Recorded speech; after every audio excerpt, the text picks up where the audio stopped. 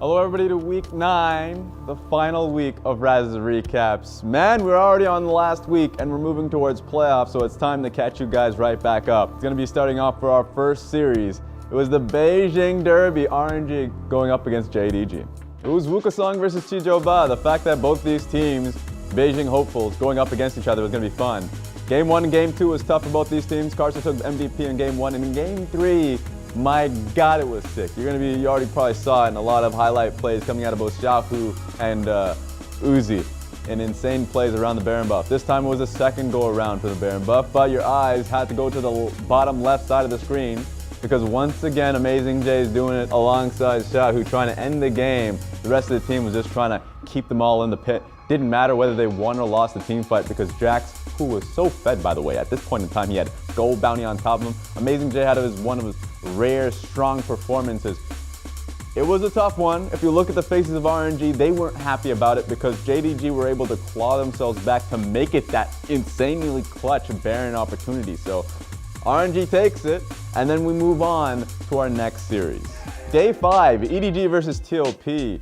This was when our eyes were going on straight towards the mid lane matchup because a lot of people are looking towards what Knight did to Doinb last time around, TOP solidifying themselves as the strongest team in the league, and when they took down FPX and had a pretty handy performance coming up to this point in time. But look at this Game 2, EDG nearly perfect game TOP in Game 1, and then we move on to the second one, and Knight couldn't do anything.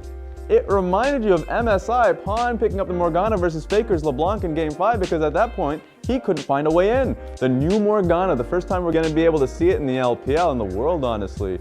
And every single time he tried to find himself in a flank in a 5v5, Morgana shut him down with a dark shield, dark binding, blow you up. Scout went off in this particular game. It's kind of sad that iBoy was taking all those MVPs.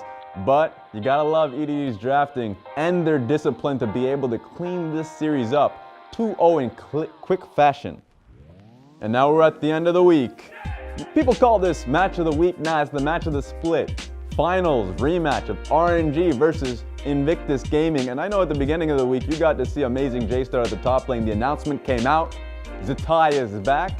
And he came in hard in this series. It was a back and forth performance between the Shy and Zatai. You probably already saw it in the Penta, the highlight moments coming through. The Shy came in huge, but if you look at this play in particular, you got to see Rookie came out with the Sleepy Trouble bubble. He got his Zoe right back. They kept looking to make picks on towards the AD carry. And so when you start to zoom it back up, you see RNG try to retake position around the mid lane. Then you see Kennen look to take the pick on towards Kalista. This was humongous from the Shy to be able to get this pick because what it meant for now Invictus Gaming, who had solidified themselves around mid, they can play all the way around, play for Baron buff, take the clean Baron, and then take the clean win. This was RNG having such a large early game win if you look right back at it, but then they made that crucial flop towards the Rift Herald. Invictus Gaming got the pick, got the win. It's tough, man. It looks like Invictus Gaming are back on top. We're gonna have to see how the LPL shapes up going into week 10. It's looking real messy from a lot of the top teams. And ladies and gentlemen, I think you're caught up.